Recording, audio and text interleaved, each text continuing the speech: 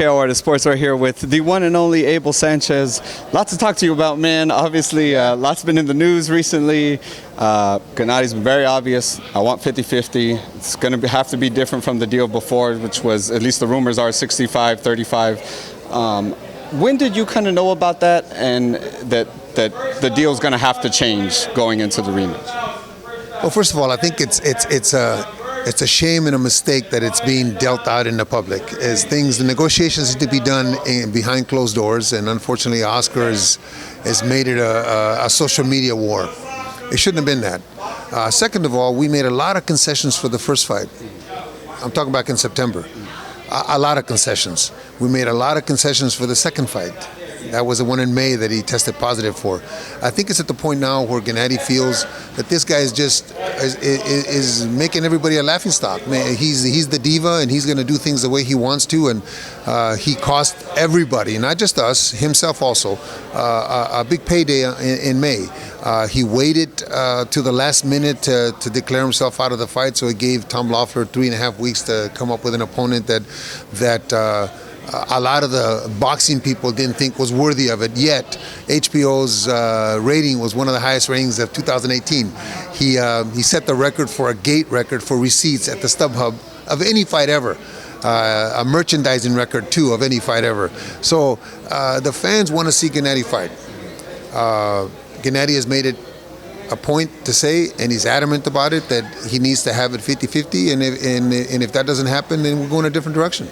Is part of that frustration not only just the frustration of the whole first fight being canceled and all that stuff, or the second fight, I'm sorry, but is it also just the fact that, like, Gennady is looking at maybe losing, you know what I mean, one of the belts because of the mandatory situation? Is it just kind of like is it just one of those that, like I guess, what's the difference between, I guess, the negotiations the first time and the second one?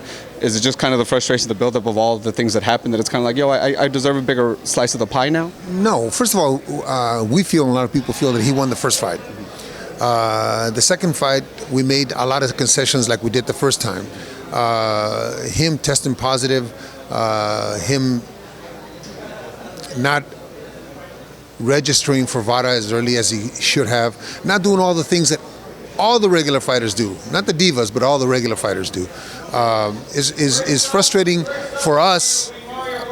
I'm not going to say it's frustrating for Gennady, because Gennady will say, this is what I want, and if we don't get this, we'll go in a different direction. So he made his point. He said he wanted 50-50, and it's up to Tom and Eric and Oscar to deal it out, and hopefully they can get, I don't know if it's close to that, I don't know what Gennady will say once they get to that point, but I feel that he did enough in the first fight to win, and I think that he's enough of a, how can I say it, they need each other together to be that 1.5 or 2 million buy kind of fight.